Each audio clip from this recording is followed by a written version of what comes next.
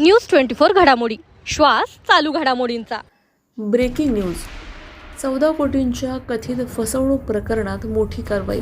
नाशिक कारागृहातून आणलेल्या स्वप्नील शिंदेंना 7 दिवसांची पोलीस कोठडी। अहिल्यानगरच्या राजकारणात पुन्हा एकदा मोठा भूकंप आला आहे।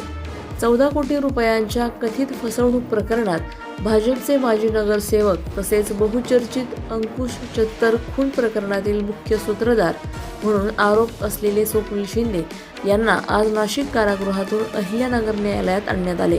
स्थानिक गुन्हे शाखेचे पोलीस निरीक्षक शरद गोरडे यांनी शिंदे यांना न्यायालयात हजर केले। डॉक्टर अनिल अठरे यांच्या तक्रारीवरून MIDC पोलीस ठाण्यात दाखल झालेल्या 14 कोटी रुपयांच्या कथित फसवणूक प्रकरणात न्यायालयाने शिंदे यांना 7 दिवसांची पोलीस कोठडी सुनावली आहे। आता या 7 दिवसात आर्थिक व्यवहार, कागदपत्रे आणि या प्रकरणातील इतर संबंधित बाबींची सखोल चौकशी होणार आहे। या कारवाईनंतर जिल्ह्याच्या राजकीय वर्तुळात पुन्हा एकदा चर्चांना वेग आला असून तपासातून आणखी काय समोर येणार याकडे सर्वांचे लक्ष लागले आहे। प्रतिनिधी स्वामी गोसावी, न्यूज 24 घडामोडी, अहिल्यानगर। अशाच बातम्यांचा आढावा घेण्यासाठी आजच आपल्या YouTube चॅनलला सबस्क्राईब करा। बातमी आवडल्यास लाईक करा आणि इतरांपर्यंत शेअर करा।